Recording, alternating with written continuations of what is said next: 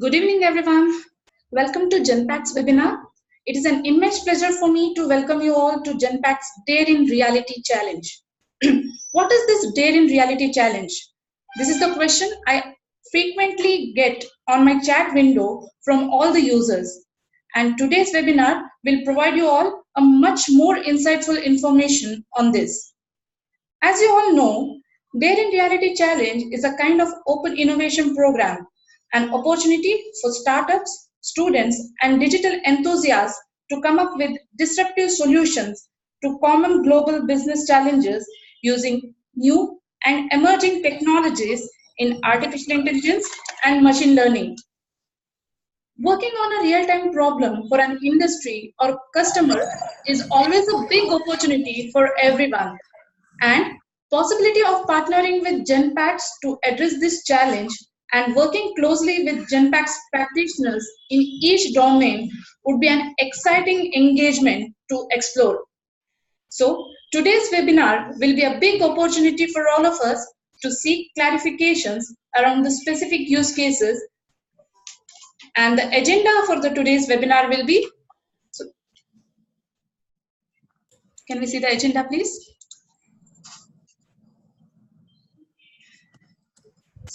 To start with, we are going to have an introduction, which I've already given, and can we have the agenda slide, please? So, and we'll get to know about the Genpact. We are going to meet the team, and so we are going to get some more insightful information on what is Dare in Reality Challenge, the individual challenges, and the mentors. And towards the end, we are going to have the question and answer sessions for the audience. And we will be also providing you the information what will be the next steps. Okay, so now I'm going to introduce Ms. Dimple Arora. Dimple Arora is the Chief of Operations for Genpact Digital. She is helping drive our company-wide transformation to establish Genpact as a leader in digital services, helping scale the business through industrialized processes and operating frameworks. Welcome, Dimple. Hi, thank you so much. Thanks, Vijeta. Thanks for handing over. And welcome everybody to this webinar, and thank you for joining us. As Vijeta mentioned, my name is Dimple. I want to remind you quickly that anytime through our webinar, through this conversation, we kept you all on mute just to avoid any background disturbance. Feel free to share any questions that come to your mind on the chat window, and they'll be routed back to us so we can answer them either during the webinar or at the end. All right, so that said, I want to jump into the real conversation today, and that is about what are we here for, what's this Dare in Reality Challenge. I hope you guys have had a chance to go through some of the detail already. But I wanted to take a step back, and for those of you that may not be familiar with where Genpact is at today and what we do, just give you a bit of context on who we are and what we do here, right? So Genpact is a well-known brand in the Indian ecosystem for sure.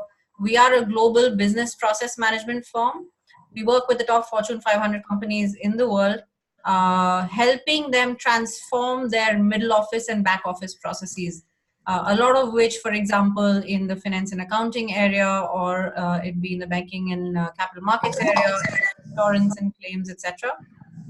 We do so with a very strong mix of our legacy of process and domain expertise in having run such processes for our customers for quite a few years now. And also, as we are seeing our customers face the digital disruption onslaught, which is around there for the whole world out there, we are actually now we've set our eyes on becoming the digital transformation partners for these customers and for these Fortune 500 companies. This is a little bit of the evolution that we are seeing both our customers go through, and clearly we are going through ourselves. It's true of the entire industry at large. We're happy to state that we are very firmly entrenched in this strategy and in this way forward of using digital transformation and delivering real impact for our customers as we speak. And so if I walk you through the journey that Genpact has been on, and focus on the bottom half of that slide, or the bottommost row, we'll share this content with you so you'll have the detail. But if I was to summarize the journey that we ourselves have been on for our customers, Really what it looks like is that when we first started as a company, we started as a BPO or a BPM company, and very quickly we established industry leadership in that domain. And we were known as the top 1 or 2 player in all the areas that we've been working on. But as we evolved, we went from being simply a BPO or a BPM partner to being a partner that delivers intelligent operations. And what we meant by that is that we actually look at processes, mid office and back office processes, and then started embedding digital or started embedding technology solutions that helped those processes become much more intelligent. Um, but even further to that, the third phase as we went through was not just to embed digital in everything we do or embed analytics in everything we do, but actually make digital the core of what we did for our customers. So today we're at the stage where digital transformation is the core of the conversation that we're having with our customers. Digital transformation is at the core of the roadmap, of the blueprint of the work that we're taking on with customers. And in doing so, what we're driving at is real impacting solutions, real complex solutions, a platform, an AI powered platform that we're building out, which can help in modular, um, uh, in ways that actually help our customers be able to prevent erosion of their legacy system investments, but at the same time take on digital technologies and cutting edge technologies that will take them forward. So if you see, we've gone from being a BPM partner to actually being a digital transformation partner. And clearly we've set our eyes on becoming an AI-led partner for our customers. And we believe that AI will be the future of how we transform business processes, just as much as AI is transforming many other processes around the world. Now, having set our eyes on that, if that be our true north going forward, I want to talk to you a little about what's the team that is coming together to do this, and therefore also some of the team players that you will get to meet or work with that are actually delivering these real impacting solutions today. And so in the center of the chart, you'll see very conveniently my name, which is Dimple, but on my left on the chart, you'll see a name called Shubho Ghosh. Shubho is our leader of engineering at Genpact. And he is leading our vision on the Cora platform that we're building out, an AI-powered platform. He's got deep expertise in building up scalable enterprise platforms. He's done the same many times over, I think at Flipkart and PayPal before he joined Genpact, and brings to this team really hardcore expertise in building enterprise-grade platforms. And he will be with you on this journey as we begin talking to you a little bit more about the challenges, about the issues that we will solve together. But he's a key sponsor and a partner in crime with us today in bringing some of these challenges to you. On my right, you will see the picture of Bhavani. He's also on the call today, and we'll get a chance to speak to you in a little while. Bhavani is our chief architect for products and solutions at Genpact. He oversees the design of the enterprise architecture for some of our marquee customers, marquee engagements, and actually, if I may say, for some of our most complex engagements. So he's our chief architect and resident enterprise architect. And there's these are a few names that you will get a chance to meet and be mentored by, or be coached by, or be helped along your journey as you try to solve some of these challenges for us. But really, they're representative of a very large organization, of a team that we've built together, of very talented young people that are trying to solve some of the more complex problems for our customers. So some of these mentors are on the call today. I think Isha, Tanmay might be on the call. Suresh, Danish, Samarjeet, some of you may know them from the industry. I know Bangalore especially is a small world. Some of you guys may have hopped out with them in the past. But just to let you know, that's the kind of team that's behind some of the work that we at Genpact are doing and are bringing to you, being able to solve together with your help some of the more complex problems we are coming across. And that brings us to the question of really why, right? Why do we all do this, and why are we all here? Look, I want to walk you through what we believe is at the core of what makes digital in Genpact real and what gives us the kick right? Some of us working on these problem statements are really deriving the kick out of three things.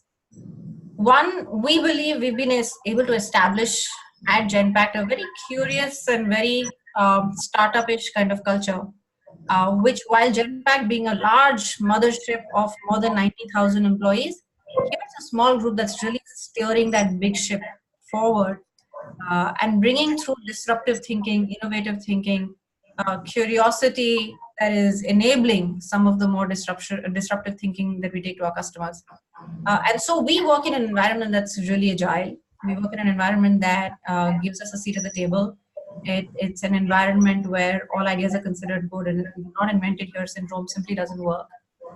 We also thrive on working in an environment where we work shoulder to shoulder with process and subject matter experts. So not only do we talk technology, but we ground technology with the real world process and knowledge of the domain that brings that technology to becoming really powerful in solving the real problem at hand. So domain is something that has always been the strength at Genpact. You know, the specific knowledge of specific processes in a specific industry and how that plays out.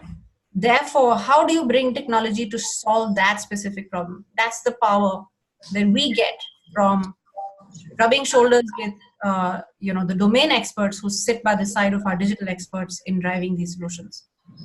And then, of course, I think the kick comes out of the fact that we solve for some of the more complex challenges that top Fortune 500 companies are facing today.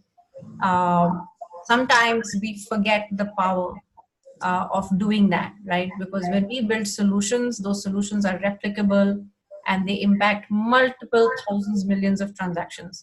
So it's not small stakes, it's big processes, and it's real world impact. And I think that's what keeps this team going. And also the reason why we bring this challenge to you, because our rallying cry is dream in digital, dare in reality. Yeah? We dream these solutions in this very startup-ish, innovative kind of way, but we ground them in the reality because we bring domain to the fore. And so we ground them and actually dare to take the solutions to really large problems. And so the challenge for you, do you dare in reality? We all know most likely you all dream in digital, but do you have what it takes to take some of our issues, our challenges, our customers' problems, and then deploy the best of your thinking and the best of your questioning to bring out the best of solutions? And so if you are a startup, here's what's in it for you. You will get to work with some of the top challenges the industry faces today. But at the same time, if you have a solution that you already have in mind or you've already been working on and it fits our challenge, you now have the chance to test it out, validate it, and then refine it through iterative cycles with our bench of experts, right? So we offer you a conversation that helps you to refine your solution, and we offer you a conversation where potentially tomorrow we could be partners in an ecosystem that are working together to solve our challenges. If you're an individual professional developer, likewise, you get to show your prowess in digital, but at the same time, you get to hone your ideas, your solutions, and your thinking on technology and how it applies to real world issues and challenges. And if you're a student, for sure, we're looking to have young millennials, young digital experts like yourselves, helping us shape our solutions as also coming and joining our workforce in either case. Last and definitely not the least, these challenges carry individual awards. And as you get deeper into the program, you'll see what those are about, but quite a lot of fun stuff to learn and quite a lot of fun money to be earned as well. With that, I want to hand over to Bhavani, who will talk you through a little bit more in detail about what we actually do in digital and therefore what are the challenges that we're opening up to you guys. Thank you very much, Dimple. Thanks for the handoff. And once again, a warm welcome to all the potential participants of this particular challenge. I'm extremely glad to kind of be here with you guys and kind of talk you through, what we are offering as challenges in a little more detail. But what we'll do is, before we get there, we'll just give you a sense of the digital business platform, which Dimple talked about a little earlier, how we are trying to put it together, what kind of solutions we are actually building to clients using it. And after that, we'll kind of take a look at, what those challenges are, and then we'll talk a little bit about the timelines. Okay. So Genpact has a flagship platform, which we call as Cora, right? CORA. And this particular platform is primarily a set of curated technologies, a set of acquisitions, a set of frameworks, and a whole lot of other things, which we sort of bring together to really build solutions for our clients. Very unique solutions. You can think of it as ERP++, or let's say areas where certain aspects of operation solutions available in the market are not really out there to kind of solve the customer issues with the level of intelligence you would expect, given that our foray has been in the area of infusing AI and ML in almost everything we've been, right? So coming back to the platform, what you're seeing there in the diagram, right? So you will basically see 3 pies if you look at the diagram carefully. So there is one, which is automation. There is second, which is analytics, which is right outside the circle of customer experience. And the third one is artificial intelligence. So just to give you a sense of why we have these 3 pies and how does our digital platform actually comprise of all the components under these areas, I'll give you a sense of that. So when we start looking at the industry today, I'm sure many of you would have heard about bots, would have heard about robotics, and all of that being used to kind of, let us say, to an extent, augment human labor in terms of getting some of the processes done, right? So automation is an area where we look at all of these sort of components which help us provide that hybrid workforce to the clients, right? The front door, which is an area where you would typically see all the systems of engagement actually coming together.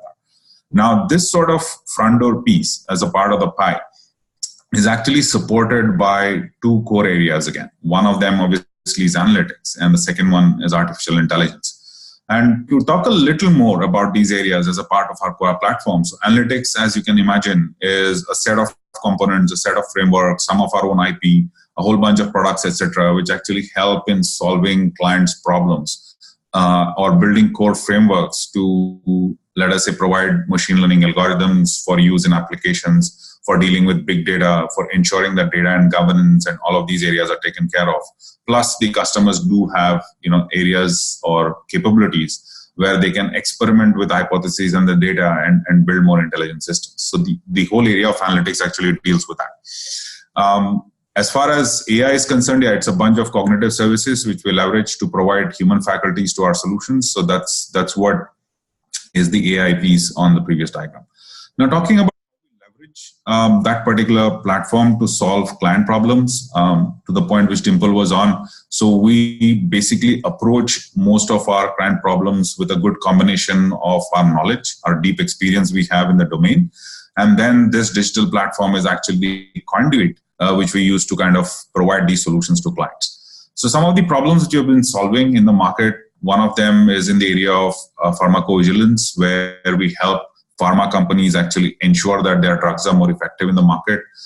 So we basically look at solutions where we can trace how the drugs are getting used and what kind of adverse reactions they might have and how we can make medicines better and all that. So that's one of the problems we've been solving. We've been also solving the retail industry and the CPG industry with better supply chain management. We have put technologies together where edge devices, that is your pieces which deal with Internet of Things, you can talk about IoT frameworks, etc. All of that coming together to ensure that the supplier to customer chain is not broken in many different ways, and they are made more efficient.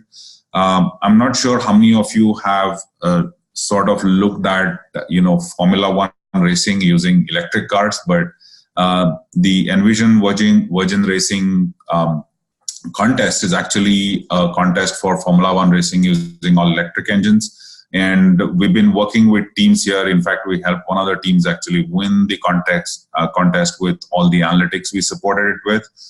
And as you can imagine, working with an electronic vehicle, looking at the power surge ratios, looking at the terrain and all the calculations which actually go behind optimally using the power available in the batteries to kind of win the race is something which we solved as a part of this particular opportunity market. And last but not the least, what use is insights if you don't present it well, right? So we do have systems which actually present insights in many different ways so that they can be palatable and consumable to most of our consumers, which are on the client side. So that's sort of how we put these things together. Now let's go through the challenges one by one. So there are 4 of them which we are going to put out there and correlated to the areas I just spoke about. So the first challenge actually is to the point I made earlier. As many know, most of the pharmaceutical companies have very stringent cycles of drug releases and all of that, and they kind of really manage and monitor the way the drugs get used, how their effects happen on different stratas of society, different, let us say, countries, people of different genetic origins, and so on and so forth.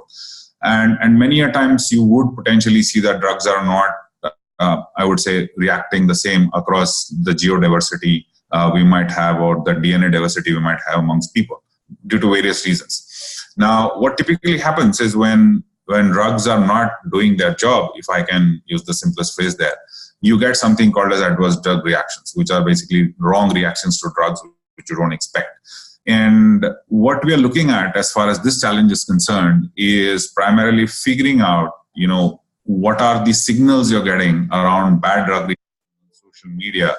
How do you kind of build out, disease trends and the associativeness of that to these kind of drug reactions? So primarily, why is somebody taking a particular drug? What is the disease spike which is happening in that particular area? And why is it going wrong, right? So that is sort of the challenge which we are looking at here.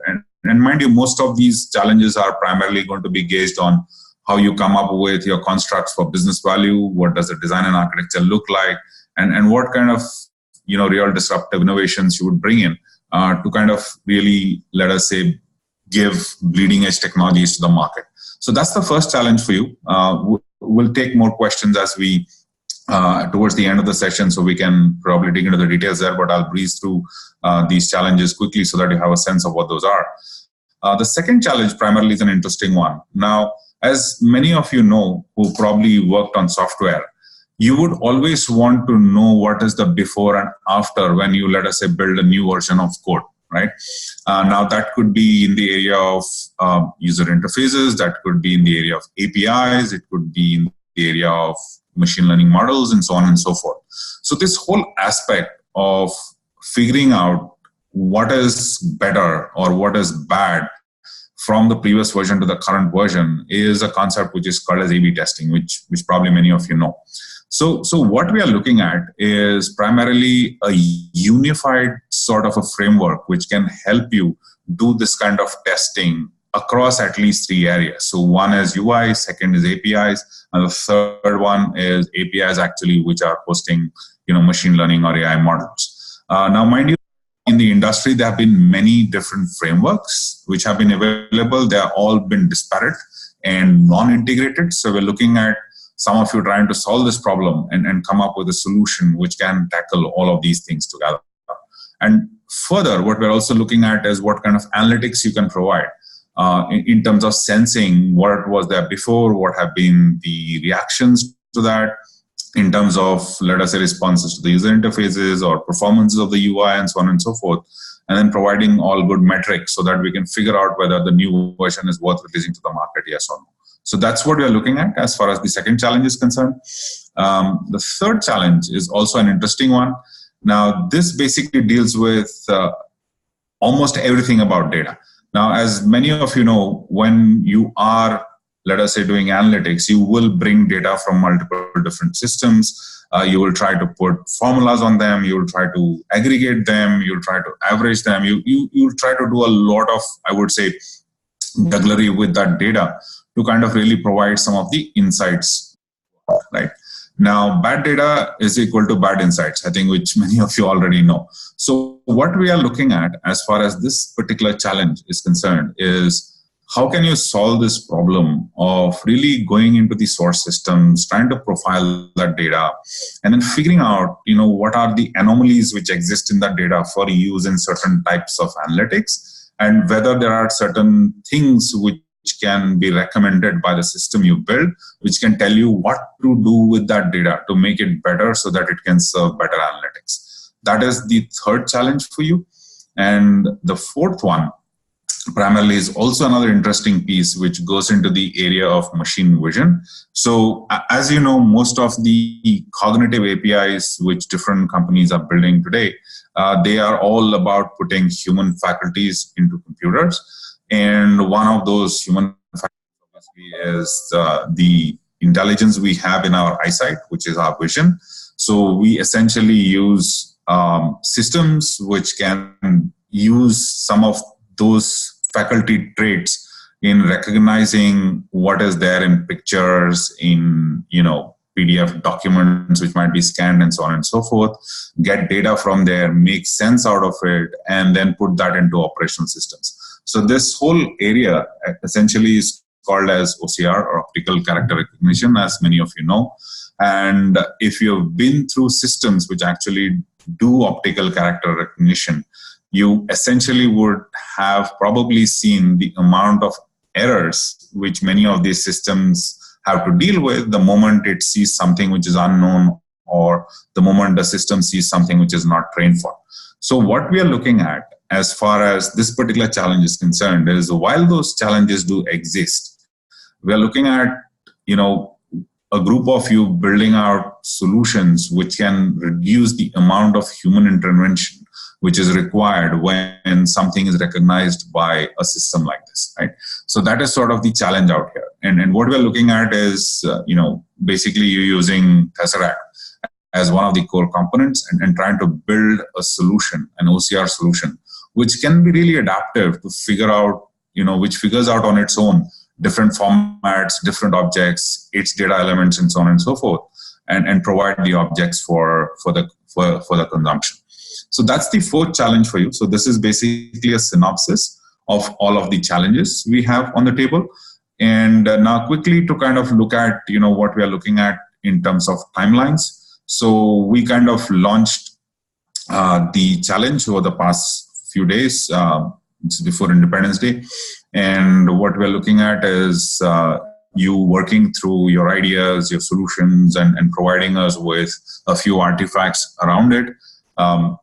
Within about a 4-week time frame.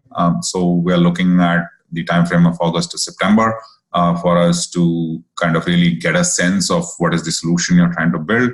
And what we will be doing is, towards the 3rd week of September, we will essentially be shortlisting some of these ideas presented to us. And then the next sequence of events would be is that those shortlisted ideas and the groups will then essentially get into the build of the solution, prototypes, and whatever else you would want to showcase as a part of solving the challenge, essentially.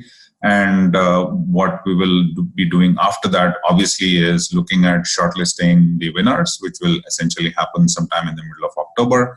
And towards the end of October, we will actually have an event which will kind of provide you a podium to give your final demos, and we will announce the winners, and that's how the flow is going to look like for this.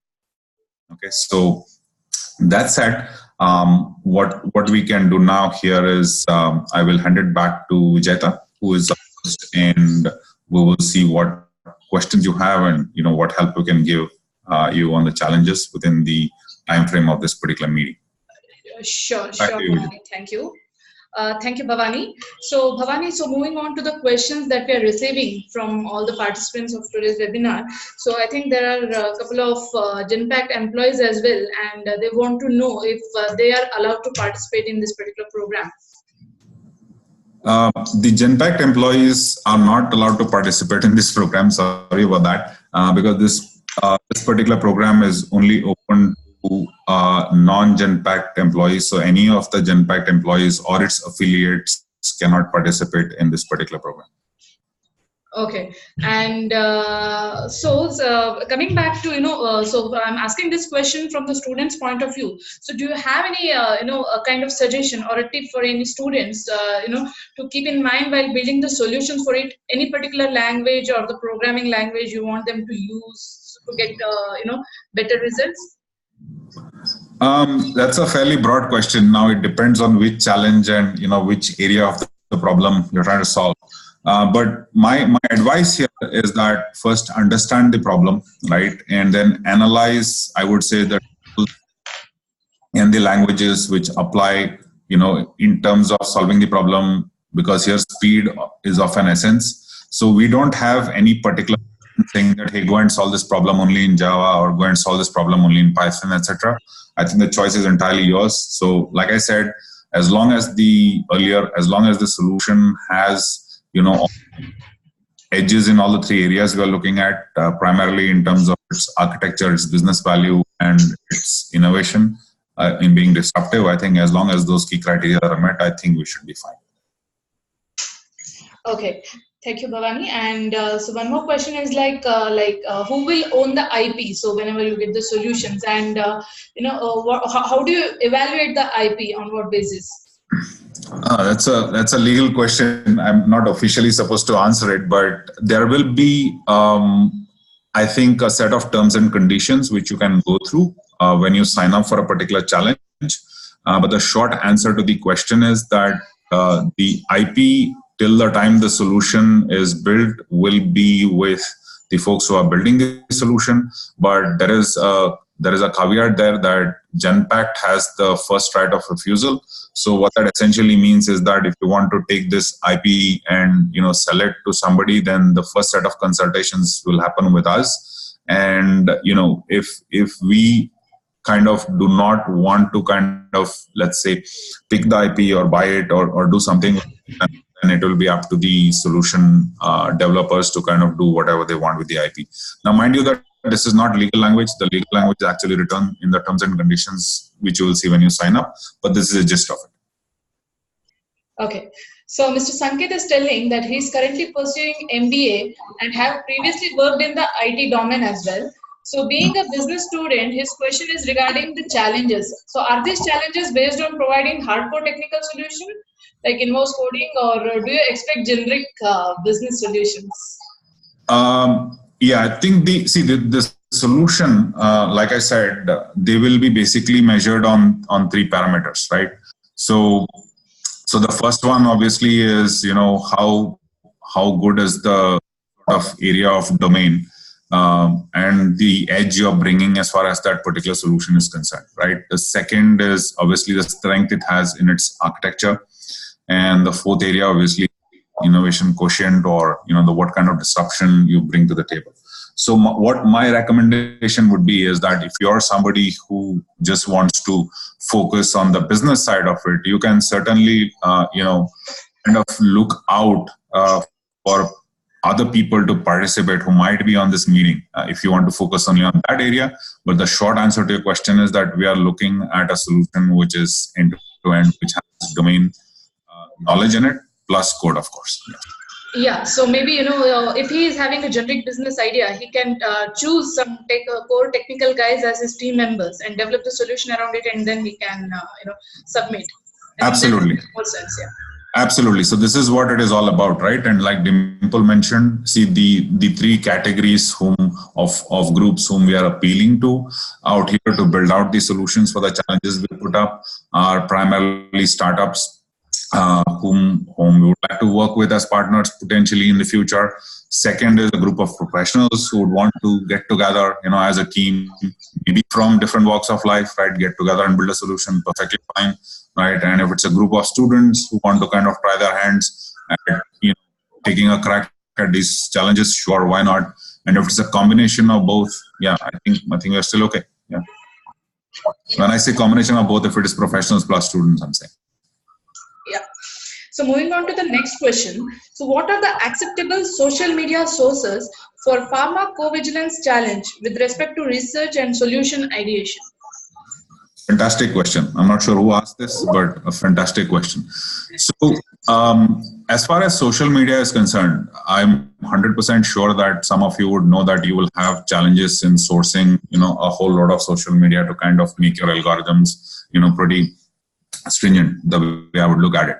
But the net guidance here around using social media primarily would be is you could essentially look at blogs, maybe certain sample Twitter feeds and so on and so forth. And what you essentially would want to do is when you're picking the social media to do any of your work, just ensure that you have the rights to use it, because we will not have, from the Genpact side or the organizer side, we will not be providing any rights for you to source any social media. It's completely your lookout. Now, the other way to look at it is that, yes, you can build a solution based on what is legally and legitimately available. And if that solution has promise, its extensibility into, let us say, using large amounts of social media to kind of do your analytics and all that is something which we can potentially evaluate. But the short answer to that question again is use what you can legally use. It need not, be the whole 9 yards. As long as the solution holds promise, I think we should be fine. Okay, so we have one more participant, Mr. Saksham. He wants to talk to you. Saksham? Hi, am I audible? Yeah. Yes. Yeah. So again, my first question was again the social media thing about the various sources. Now, so regarding the pharmacovigilance, right? Do you think that social media is the best data source that you want to use to have? Because we have Twitter data, right? But does Twitter data really reflect the sentiment of the users that you're trying to mine data from? Because uh, I tried analyzing PubMed data, right? So PubMed has this Twitter where they post about whatever solutions or whatever upcoming solutions there are in the pharma world, right? Right. So do you think that? But again, that is something that isn't offered. That Twitter feed isn't offered for every product for every company, right? Yeah. So Saksham, in the interest of time, let's probably cut the chase here, and I'll give you some guidance on that, right? Yeah. So first things first about sources, right? So when we look at the pharmacovigilance area, you could assume that most of these companies have connects or endpoints where the clients can report some drug reactions or email, right? So as far as Genpact is concerned, we potentially have that problem, right? The second area which you may want to probably understand is that there are a lot of these medical journals and other citations, etc., where certain things about are reported. So we are kind of covered in that area as well. So what we are specifically looking at, from a problem statement standpoint, is social media being a source for two things. Number one is from the social media, what can you find out about disease trends, right? Second, if there are particular disease trends, how are they correlated to, let us say, certain set of medications which folks are taking, right? And the third thing is that, okay, there are a set of disease trends in a particular geo with a particular genetic background. These are the drug reactions which are coming in, and why are they coming in, and are they adverse, right? And we're specifically, interested in looking at adverse drug reactions. I know that there is very, very weak signals which appear in social media for these adverse drug events. But yeah, it's up to you first to find out, what are those sources. Obviously, we'll not tell you all of that, but find out what are the sources. I think you're on the right path here, but there is more. There's stuff beyond Twitter and social media, right? So that's the area we would want you to look at. It could be simple things like, chatter or comments, which are probably coming in on a YouTube video, right? It could be scenarios where somebody has probably written a blog about their experience, on a holiday, and they taking, a particular drug in a particular region, and they're probably not reacting with them properly. So those are the things you would want to look for. Yeah. Great. So, Bhavani, is there any particular structure that you are, looking the submissions? As far as the submissions are concerned, I think the details have been provided on the website to a large extent, but here is what I would recommend you do for the first round. I think the first thing is, what is also important is to ensure that you give a good functional overview of what your solution is, which is extremely important. Second is, if you have some slides, etc., which you can cover, for showing up what your architecture looks like and all of that, I think that would be very welcome, and probably the most important piece in the whole gamut of things. Third thing is, draw focus on, let's say, what is the thing which you're doing differently? That is, what are the novelties you're bringing to the table vis-a-vis maybe some other solutions which exist in the market? So these would be the 3 key areas. Now you want to support that with, let's say, maybe some mock-ups or some wireframes, or even some simple other animation you would want to draw up. I think all those are fine. But like I said, I think a functional overview, a tech overview, and what are your key differentiators would be key. But you can support that with artifacts you would like for the first round. Okay, so moving on to the next question. So for the OCR subsystem, is it necessary to work with the Tesseract, as Tesseract has its own limitations? All solutions do, right? All solutions have their own limitations. So there's a specific reason why we basically said that build things around Tesseract. We know what those limitations are, so your potential solutions could be enhancements to Tesseract as well, right? Because it's open source.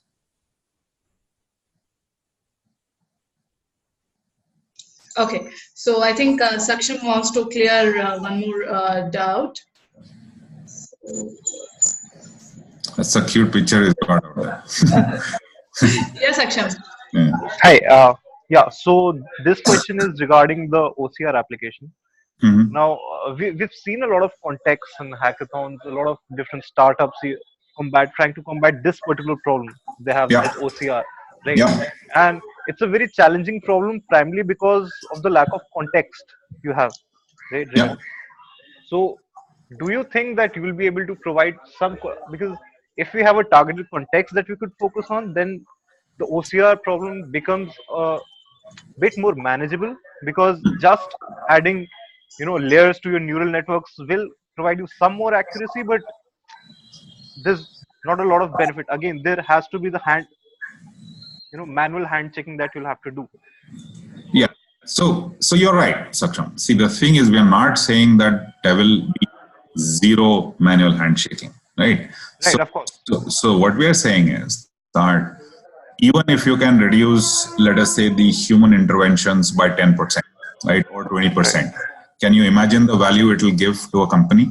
Yeah, right? even 10% or 20% is an Yeah. absolute win, I think. Exactly. That's my point, Yeah. right? So if we can get even close to that number with whatever you do as a part of the solution, I think that will be awesome, right? So that's exactly what we are looking for. Now, see, there are challenges here, I agree. But what you also need to understand is that even when, let us say, a human eye recognizes things, it recognizes things based on, how its faculties has developed over the years, right? Because if you teach a child something which looks like a cow today, saying that it's a monkey, the child always call it a monkey unless and until it reads something else later. To give you a simplest example. So what it essentially means is that in this world of OCR, there are known domains and then there are unknown domains, which are your outliers, right? So your known domains essentially will be, let us say, the forms which are out there, which are standard. There are certain templates which are standard for different things and so on and so forth. And then there are these outliers, right? So which are like a combination of things or custom document templates, etc., which come to your notice. So what I would suggest is focus on the areas where you are basically dealing with forms, things like maybe invoices or, certain, let us say, things like contracts and so on and so forth, right? In that specific area around accounts payables or accounts receivables, try to box your use cases or your workflows around that area and then see what best you can do. Okay. Sure. So we have one, Mr. Anshuman. He's representing a startup, and he's asking for an existing solution by a startup. Will still the legal agreement follow, or what are the lines of partnership with the startup? Okay, fantastic question again. This question was from whom? Anshuman, right? Yeah. Mr. Anshuman. Yeah. Is Anshuman? Can you speak on the? Yes, I will unmute him. Yeah. 1 second. Anshuman, you're unmuted. Yeah. Hi, Bhavani. Thank you so much for the presentation. Absolutely. My pleasure. Please go ahead with your question with a little more elaboration. I would like to understand your question better. So earlier in the presentation, you mentioned that there will be some first right of refusal or whatever the POC is. For a startup like ours, which is already has an existing solution, users and clients, etc., and we are looking at this competition, since it mentions startups as well, open to startups as well. So, what is the caveats here, and how does it help startups in general? Why should we come and participate in this competition? Okay, that's a great question. So I think Dimple covered that to a fair extent. I think in the presentation, but maybe let me reiterate. What are the things on the table for startups, right? So one of the key things is the solution which you may bring to the table essentially will go through our review process, Anshuman, okay, which essentially will look at all the areas which I mentioned in terms of tick marks, in terms of scores, etc., and then your solution will be scored on that basis. The follow through of that would be is the entire process of the challenge, which means that it has to go through its different stages, and if at all it makes it to the winners category at some point, right? Then we will basically open up conversations with you to figure out how best we can take the relationship we build with you ahead, right? So that could essentially be, we probably positioning your solutions along with some of ours to our potential clients.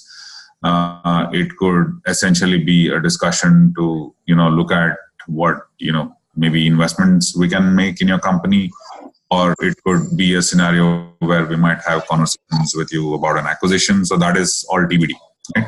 So it is something which will get decided if you make the cut. But the potential primarily, like I said, would be three. Number one is that we can walk with you along with our solutions into a client scenario to see that your solution gets its leverage as a part of that solution because we respect it. Second, like I mentioned, we might look at OEMing it or something on those lines. And the third thing could essentially be an acquisition. So the options are open at this point, Anshuman. So we will have to take this offline, but this is the level of detail I can provide to you right now.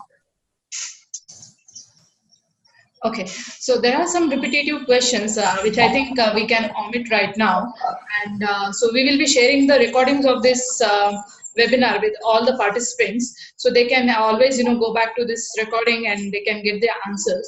So apart from that, anything else is there, Bhavan? You as a closing note, so do you want to? There's one question which I would like to answer generically because it looks like an open question, and then I'll probably give my final comments, Vijeta. Okay. Yeah, sure. There is a question from Percy, which says that will sample data sets or data sets be provided, for which using which they can check their solution. So a couple of comments there, right? Number one, for building out the solution across the 4 challenges, right, we are not going to provide any data sets. It's all up to you to source your data sets and make the case in front of us with whatever data sets you have. You could potentially use real, you could potentially use synthetic. I mean, the call is up to you. We'll do our assessments on the pedigree of the solution you built, right? Second, as far as the checking of the solution is concerned, mind you that as of the terms and conditions, of this particular contest, we will essentially have you on point, to give us a license of use during the course of the context, where, if required, we would want to deploy these solutions in-house, and we might test it with our own data sets and so on and so forth. So that is open in terms of you giving us the license to deploy it and we doing it on our own. But we are not going to give you any data sets to validate your solution. We might do that in-house as a part of our assessments and our ranking exercise. Okay? Sure. So if any participants need any kind of mentoring sessions or the assistance while developing the course, so how can we assist them? Yeah, so that's a very good question again. So we will certainly provide, mentoring, probably sessions for Q&A, etc., with some of the participants, depending on our schedule. individuals. But mind you that there will be certain limitations to that. So we are not going to get down to brass tacks in terms of providing help. But we can certainly get into a Q&A mode. We can look at what solution is being built. Maybe we might give some hints on how to make things better. But yeah, net, no spoon feeding. That's all. Yeah. But like I said earlier, Vijayta, I mean, the team can use me as point and direct all their questions to me, whatever they might have, and then I'll figure out how best to help them. Yeah, sure. So team, if you're having any questions, do write to me. My email ID is written in the chat window there. It's vijayta@incubatehub.com. So any questions, I will route them to Mr. Bhavani, and he will try to answer them at the earliest. Okay. Again, so Mugdha wants to know, will evaluation also count the innovation in terms of research checkpoints or architect model or code buildings solely? It will be all of the above. See, there will be a scenario where, let us say, your solution proposal's innovation quotient is extremely high, right? But let's say that you probably didn't finish coding that on time if you got selected for the second round. There will be considerations made, right? So there will be certainly considerations made, because we do understand that some of these areas are potentially hard to pull off in the amount of time we are giving. But the reason why we are keeping the time short is to really see how you can isolate the key areas we are looking at you to solve as a part of the challenge, and how you can really focus your energies in that specific area and innovate in that area and not be all over the place. So give it a best shot, and let's see what happens. Yeah. Yeah. So Mr. Bala wants to ask you some question. Bala?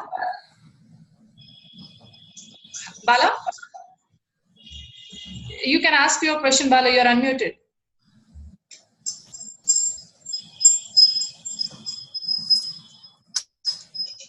Bala?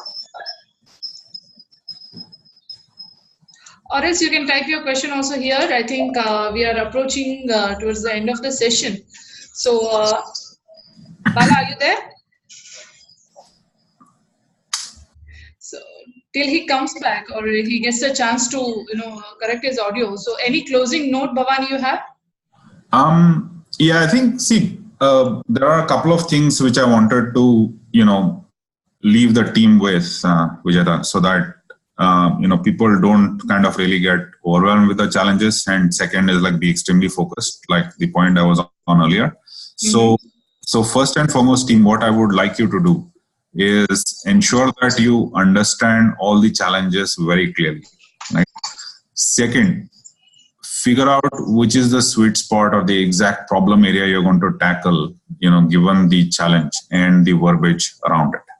Right? And third is the measures which I told you. What is the value of the solution, right? What is the metrics you would want to show as far as the value of the solution is concerned? Like, for example, I was giving a sense of it to Shashank, I think, on the incremental or the decremental use of humans in OCR, right? 10%, 12%. So when you talk about business value, you should have some of those metrics in mind on prior and after. So have that in mind when you present your solution. And, finally, architecture in terms of it being innovative and disruptive as well altogether, and being cost effective, I think is extremely important, right? So just focus on these areas, give the sort of high level solution and its proposal the first shot in a very good way, keeping this thing in mind, and let's take it from there. Great, Bhavani. So I think Bala is not able to ask any questions. So Bala, not to worry. So if you have any questions, you can send them to me, to vijayta@incubatehub.com. So that's all for the day. We are reaching towards the end of the session. So I would like to thank Bhavani and Dimple for their valuable time and giving insightful information to all the participants. So, and we expect a wonderful participation from all the users. So in great numbers. Yeah, looking forward to that. Good luck, everyone. Yeah. Have a great day. Bye-bye. Thank you.